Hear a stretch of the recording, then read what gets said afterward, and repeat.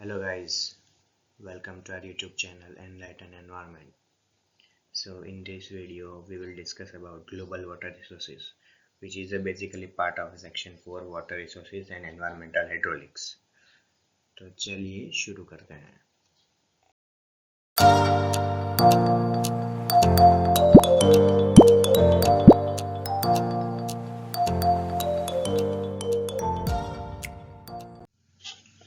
तो हम सबसे पहले देखेंगे structure of a global water resources. ये जो स्ट्रक्चर होता है ग्लोबल वाटर रिसोर्सेज का, वो दो पार्ट में डिवाइडेड होता है, ground water resources and surface water resources. फिर जो ये हमारा सरफेस वाटर क्या होता है, तो जो सरफेस वाटर मतलब जो हमारा रिवर होता है, लेक होता है, सी होता है, ग्लेशियर्स होते हैं, वो सब हमारा सरफेस वाटर रिसोर्सेज में आएगा। फिर ग्राउंड वाटर रिसोर्सेज में जो अंडरग्राउंड वाटर है, जैसे कि एक्वीफर में जो पानी होता है, वो जिसे जो पानी को हम वो ट्यूबवेल्स और पंप्स की मदद से बाहर ज़मीन में से निकाल के यूज़ करते हैं, वो सब हम ग्राउंड वाटर रिसोर्सेज में देखेंगे। ठीक है। फिर हमारा नेक्स्ट टॉपिक है डिस्ट्रीब्यूशन ऑफ वाटर। इसमें हम ये पढ़ेंगे कि जो हमारा ग्राउंड वाटर है वो कितने अमाउंट में अवेलेबल है, फिर ये सरफेस वाटर है वो कितने अमाउंट में अवेलेबल है। तो हम ग्राउंड वाटर और सरफेस वाटर का जो हमारे पास अवेलेबल डेटा है उसकी मदद से हम इसको समझेंगे। तो जैसे कि आपको ये ग्राफ दिख रहा है, इस ग्राफ में ये दिया है कि जो हमारा टोटल ग्लोबल वाटर है उसमें से 96.5% सी वाटर है, मतलब कि वो ब्रेकिश वाटर है। वो हम ऐसे डायरेक्टली एज कंज्यूम नहीं कर सकते किसी भी खाने के लिए, पीने के लिए या किसी भी और चीज़ के लिए। ठीक है। जो हम जो यूज़ कर सकते हैं वाटर, वो हम उसे फ्रेश वाटर कहते हैं। जो फ्रेश वाटर वो सिर्फ 2.5% ही अवेलेबल है। टोटल जो हमारा वाटर है अर्थ पे जितना, उसका 2.5% ही हमारा सिर्फ फ्रेश वाटर अवेलेबल है। तो उसमें से 2.5% फ्रेश वाटर में से भी जो उसका भी अलग हम डिस्ट्रीब्यूशन देखें तो उसमें 30% ग्राउंड वाटर है, 1.3 सरफेस वाटर है, जैसे कि रिवर, लेक, वो सब सरफेस वाटर में आएगा 1.3 में, 1.3% में, सॉरी। फिर जो 68% हमारा 68% जो फ्रेश वाटर है वो हमारा ग्लेशियर्स में है, जैसे एंटार्क्टिका में जो जो बर्फ़ है उसमें जो स्टोर्ड वाटर है वो। फिर जो हमने देखा कि जो सरफेस वाटर है 1.3% फ्रेश वाटर में, तो उसमें कौन कौन से हैं, तो फिर लेक हो गया हमारा, रिवर्स हो गए, ठीक है, फिर आइस एंड स्नो हो गया, वो सब हम इसमें पढ़ेंगे। ठीक है। जैसे कि हमने अगले स्लाइड में देखा वाटर डिस्ट्रीब्यूशन, तो वाटर डिस्ट्रीब्यूशन में हमने जो ग्राफिकल रिप्रेजेंट देखा कि टोटल वाटर है उसको हमने ब्रेक डाउन किया कि कितना सी वाटर है, कितना फ्रेश वाटर है। ठीक है। तो अब हम डेटा वाइज देखेंगे कि कितने अमाउंट में वाटर जो हमारा फ्रेश वाटर है वो अवेलेबल है, कितनी अमाउंट में हमारा ओशन वाटर है वो अवेलेबल है। ठीक है। तो ये पहले हमारा ओशन है, तो ओशन में ये देखिए कि इतना वाटर का वॉल्यूम है वो पर क्यूबिक किलोमीटर्स में दिया गया है। ठीक है। मतलब कि किलोमीटर क्यूब में, सॉरी। तो ये टोटल अमाउंट वाटर का 96.54% है। ठीक है। फिर जो हमारा आइस है, मतलब जो ग्लेशियर है, उसमें कितना अमाउंट वाटर स्टोर्ड है, तो 1.74%, और फ्रेश वाटर का 68.7%। ठीक है। जो अब हमारा जो ग्राउंड वाटर है वो 1.69% अवेलेबल है। जो ये सब डेटा सिर्फ दिखाने के लिए है, ये सब कोई पूछेगा नहीं एग्जाम में, लेकिन ये आपको सिर्फ एक फैक्ट्स देने के लिए कि कितना वाटर अवेलेबल है। ठीक है। फिर ग्राउंड वाटर इतना अवेलेबल है। फिर जो हमारा लेक है उसमें कितना वाटर अवेलेबल है, तो इतना। तो परसेंटेज वाइज देखें तो हमारा जो लेक है और जो हमारा ये रिवर है उसमें बहुत ही कम वाटर स्टोर्ड है।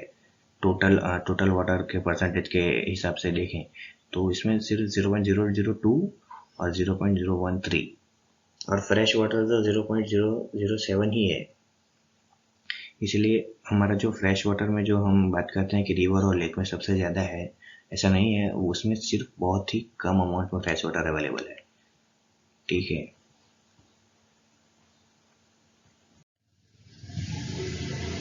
हमारा नेक्स्ट टॉपिक है वाटर क्वालिटी। वाटर क्वालिटी में हम देखेंगे कि जो फिजिकल कैरेक्टरिस्टिक्स है, केमिकल कैरेक्टरिस्टिक्स है, बायोलॉजिकल कैरेक्टरिस्टिक्स है, उसकी मदद से हम वाटर की क्वालिटी डिसाइड कर सकते हैं कि वो ड्रिंकिंग वाटर है कि इंडस्ट्रियल एफ्लुएंट है। ऐसे ऐसे हम वाटर की क्वालिटी डिसाइड कर सकते हैं। तो फिजिकल कैरेक्टरिस्टिक्स में हम वाटर के पैरामीटर जैसे कि पीएच हो गया, कलर हो गया, टर्बिडिटी हो गई, ऐसे पैरामीटर को हम डिटरमाइन करके फिर वाटर की क्वालिटी डिसाइड कर सकते हैं। ठीक है, फिर केमिकल कैरेक्टरिस्टिक्स में हम देखेंगे कि अल्कलिनिटी है, एसिडिटी है। फिर बायोलॉजिकल में बीओडी हो गया, सीओडी हो गया, टीएसएस हो गया, टीओसी हो गया, टोटल ऑर्गेनिक कार्बन। ऐसे डिफरेंट डिफरेंट कैरेक्टरिस्टिक्स की मदद से हम वाटर की क्वालिटी पता कर सकते हैं। फिर हम उसके क्वालिटी के अकॉर्डिंग उसको जो यूज़ है किधर यूज़ करेंगे, ड्रिंकिंग में यूज़ करेंगे कि बॉयलर फीड में यूज़ करेंगे, ऐसे हम ऐसे डिफ्रेंशिएट कर सकते हैं एक बार हम वाटर की क्वालिटी डिटरमाइन कर लेते उसके बाद। ठीक है, चलिए नेक्स्ट टॉपिक शुरू करते हैं। अब हमारा नेक्स्ट टॉपिक है threats to the water resources. ये जो हमारे वाटर रिसोर्सेस है उस पर कौन से पैरामीटर्स का कैसा इम्पैक्ट होता है जिससे कि जो हमारे लिए थ्रेट बन सकते हैं कि इन फ्यूचर इन सब इम्पैक्ट्स की वजह से हमारा वाटर रिसोर्सेस बहुत कम हो जाएगा। तो वो हम आगे पढ़ेंगे। तो इसमें पहला है अर्बनाइजेशन। अर्बनाइजेशन में क्या होता है कि जो हमारा जो जैसे जैसे हम विलेज की और से बढ़ के जैसे जैसे हम शहरों में आते हैं तो उसकी वजह से क्या होता है कि जो पॉपुलेशन इंक्रीज होती है उससे जो हमारे जो ऐसे रोड्स बनते हैं, बिल्डिंग्स बनते हैं, जैसे पेव्ड सरफेसेस बनती हैं, उससे क्या होता है कि जो हमारा जो पेनिट्रेशन होता है वाटर का सॉइल में वो कम हो जाता है। उससे हमारा जो ग्राउंड वाटर जो है वो रिड्यूस हो जाता है। तो ग्राउंड वाटर में जो हमारा वाटर टेबल है वो कम होता जाता है और जो वाटर टेबल जैसे कम होता जाता है हमारा रिसोर्सेज उतना कम होता जाता है। ठीक है, जैसे अर्बनाइजेशन से ये इम्पैक्ट। फिर ड्रॉट्स एंड फ्लड में क्या होगा कि जो हमारे रिजर्वायर्स हैं, लेक है, एक्वीफर्स हैं, वो ऐसे जो हमारे बफर स्टेट्स हैं जो कि हमारा वाटर स्टोर करते हैं, वो ड्रॉट की कंडीशन में वो सब धीरे धीरे इवेंचुअली ख़त्म हो जाएंगे। तो उससे क्या होगा कि जो हमारे पूरी जो हाइड्रोलॉजिकल साइकिल है वो डिस्टर्ब हो जाएगी। ड्रॉट में एक तो पहले बारिश नहीं होगी, इससे हमारी हाइड्रोलॉजिकल साइकिल डिस्टर्ब होगी। ठीक है, फिर जैसे ही हाइड्रोलॉजिकल साइकिल डिस्टर्ब होगी हमारा जो पूरी साइकिल है वो डिस्टर्ब होगी और जो हमारे वाटर रिसोर्सेस हैं वो इवेंचुअली कम होते जाएंगे और एक टाइम पे सब खत्म हो जाएंगे। ठीक है, फिर है हमारा क्लाइमेट चेंज। क्लाइमेट चेंज में क्या होगा कि क्लाइमेट चेंज में बेसिकली क्या होता है, जो टेम्परेचर होता है वो इंक्रीज होता है अर्थ के सरफेस के ऊपर से। ठीक है, तो क्लाइमेट चेंज में जो हमारा पोलर रीजन है, नॉर्थ पोल, साउथ पोल, जो अगर हम एंटार्क्टिका जैसे की बात करें उधर अगर टेम्परेचर इंक्रीज होगा तो जो भी उधर बर्फ़ जमा हुई है वो सब मेल्ट हो जाएगी और वो उसकी जो बर्फ़ मेल्टिंग की वजह से क्या होगा कि जो ऐसे पोलर रीजन है उसमें वाटर का लेवल इंक्रीज हो जाएगा और क्लाइमेट चेंज वो एक पोलर रीजन में इफेक्ट होगा। फिर जो हमारा इक्वेटर है उसके आजू बाजू के रीजन में क्या इम्पैक्ट होगा कि जो क्लाइमेट चेंज की वजह से पूरा जो इवापोरेशन होता है वाटर का, हमारे सरफेस वाटर रिसोर्सेज का, वो इंक्रीज हो जाएगा और वो भी धीरे धीरे खत्म हो जाएगा। यानी इन शॉर्ट हमारा जो वाटर लेवल है वो डिक्रीज हो जाएगा इक्वेटर रीजन में। ठीक है, फिर नेक्स्ट है इंडस्ट्रियल पॉल्यूशन। अगर हम इंडस्ट्रियल पोल्यूशन की बात करें तो आप सभी को पता है कि जो हमारी जो इंडस्ट्रीज है वो कितना पॉल्यूटेड वाटर रिवर्स और लेक में डंप करती है। तो उसकी वजह से क्या होगा, हमारी पूरी एक्वाटिक लाइफ को भी इम्पैक्ट होगा और जो वाटर का रिसोर्सेस है उसकी जो वाटर क्वालिटी है वो भी डिक्रीज हो जाएगी। सो उसके इवेंचुअली लॉन्ग टाइम इफेक्ट होगा इंडस्ट्रियल पोल्यूशन से।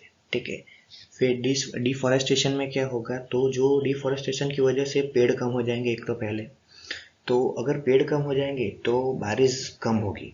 ठीक है, तो बारिश कम होगी तो हमारा जो पूरा हाइड्रोलॉजिकल साइकिल है वो अगेन डिस्टर्ब हो जाएगा। वो डिस्टर्ब होगा तो फिर धीरे धीरे करके पूरा साइकिल एक स्टेप में डिस्टर्ब होगा। ठीक है, फिर है लैंडस्केप चेंजेस। लैंडस्केप चेंजेस मतलब कि जो हम लैंड यूज पैटर्न, मतलब हम लैंड को कैसे यूज करते हैं, फॉर इरिगेशन पर्पज यूज करते हैं, फॉर एग्रीकल्चर पर्पज यूज करते हैं, कि हम उस पर बिल्डिंग बनाएंगे, क्या बनाएंगे, उस पर डिपेंड करेगा। अगर हम उस पर बिल्डिंग बनाएंगे तो भी वो हमारा जो हमने पढ़ा अर्बनाइजेशन में, वो सेम इम्पैक्ट इसमें भी होगा। ठीक है, ऐसे डिफरेंट डिफरेंट थ्रेड्स हैं वाटर रिसोर्सेज के। ये जो भी सारे जो थ्रेड्स हैं वो बहुत ही इंपॉर्टेंट है, हमें प्रिकॉशन मेजर लेने होंगे, वरना हम वाटर रिसोर्सेज को एक टाइम ऐसा आएगा कि हमारे पास वाटर रिसोर्सेज होंगे ही नहीं। हमने आगे पढ़ा कि जो हमारा फ्रेश वाटर का जो पोर्शन है वो बहुत ही कम है, इसलिए हमें इसे प्रिकॉशन मेजर लेने होंगे इसके लिए। चलिए, तो हमारा नेक्स्ट एंड लास्ट टॉपिक है आज का वाटर कंजर्वेशन। तो वाटर कंजर्वेशन से पहले हम जानते हैं कि कंजर्वेशन क्या है। कंजर्वेशन मतलब कि हमारे जो भी रिसोर्सेज हैं, वाटर रिसोर्सेज हैं, एनर्जी रिसोर्सेज हैं, उन सबको मैनेज करना, मतलब उन सबको ऐसे मैनेज करना कि जो हमारी नीड्स हैं, कि जैसे कि हमारा वाटर रिसोर्सेज की हमें जितना हम वाटर कंज्यूम करते हैं वो सबको अप्रोप्रिएट अमाउंट में मिल रहे उनकी नीड्स के अनुसार। ठीक है, तो उसको हम कंजर्वेशन कहेंगे। ठीक है, तो वाटर कंजर्वेशन में क्या आएगा कि जितना भी वाटर हमारे पास अवेलेबल है, ग्राउंड वाटर रिसोर्सेज या फिर सरफेस वाटर रिसोर्सेज, वो सभी रिसोर्सेज को ऐसे मैनेज करना कि हम जितने भी हमारे पॉपुलेशन है उन सबको उनकी नीड्स के मुताबिक उन सबको उतना वाटर मिलता रहे। ठीक है, उसको हम कहेंगे वाटर कंजर्वेशन। चलिए, हमने पढ़ लिया कि वाटर कंजर्वेशन क्या है, तो उसकी मेथड भी हम देखते हैं अब कि कौन कौन सी मेथड है जिसकी मदद से हम वाटर कंजर्वेशन कर सकते हैं। उसमें फर्स्ट मेथड है रेन वाटर कंजर्वेशन। तो रेन वाटर कंजर्वेशन में बेसिकली वो हमारी जो रेन वाटर हार्वेस्टिंग मेथड है वही आती है कि जो हमारा जो घर की छत होती है उसके जो पानी रन ऑफ हो जाता है उसको हम एक स्टोरेज टैंक में स्टोर करके फिर उसको अपने डिफरेंट डिफरेंट पर्पजेस के लिए यूज कर सकते हैं। उसको हम रेन वाटर हार्वेस्टिंग कहते हैं बेसिकली। ठीक है, तो ये जो रेन वाटर हार्वेस्टिंग मेथड है वो बहुत ही इफेक्टिव है और बहुत ही चीपर है। इसमें हमें सिर्फ एक टैंक लगाना होता है जिससे हम वाटर स्टोर कर सकें और ये वाटर को फिर डिफरेंट पर्पज के लिए यूज कर सकें। फिर दूसरी मेथड है effective use of surface run of. तो इसमें क्या होता है कि जो हमारी लार्ज वाटर बॉडीज होती हैं, जैसे कि लेक हो गया, तो उसमें क्या होता है कि जो इवापोरेशन होता है ना, उसकी वजह से हमें बहुत ज़्यादा वाटर लॉस हो जाता है। ठीक है, तो ये वाटर लॉस कम करने के लिए हम क्या करेंगे उसकी ये मेथड में कि जो कुछ डिफरेंट डिफरेंट केमिकल्स यूज़ करेंगे, जैसे एलिफेटिक अल्कोहल्स हो गए, एसिटाइल अल्कोहल्स हो गए। ऐसे केमिकल्स की मदद से हम क्या कर सकते हैं कि इवापोरेशन रेट डिक्रीज कर सकते हैं। ठीक है, फिर दूसरे हैं फ्लोटिंग ब्लॉक्स हो गए, जैसे जैसे हम जो हमारी लेक की सरफेस होती है उस पर हम floating shade balls shade balls आते हैं। जो शेड बॉल्स हम लेक की सरफेस पर रख दें तो जो इवापोरेशन रेट है वो डिक्रीज हो जाता है। ठीक है, तो जो अगर इवापोरेशन रेट डिक्रीज होगा तो हमारा वाटर का लॉस हमें उतना ज़्यादा होगा नहीं, तो हम उसको स्टोर करके वाटर को यूज़ कर सकते हैं।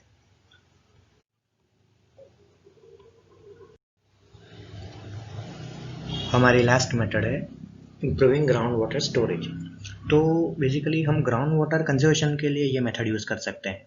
ग्राउंड वाटर में क्या होता है कि जो हम एक्वीफर में से पानी निकालते हैं, जैसे कि मैंने पहले बताया कि अंडरग्राउंड वाटर जो होता है उसे हम पंप या ट्यूबवेल की मदद से हम बाहर निकालते हैं। ठीक है, तो जब हम वो पानी निकालते हैं तो एक हाइड्रोलॉजिकल इक्विलिब्रिया होता है, तो वो डिस्टर्ब हो जाता है। डिस्टर्ब मतलब कि जितना हमने पानी निकाला उतना उसमें आ जाना चाहिए, तो हम उसके लिए वो उसको मेंटेन करने के लिए हाइड्रोलॉजिकल इक्विलिब्रियम मेंटेन करने के लिए हम आर्टिफिशियल रिचार्ज की मेथड यूज़ करते हैं।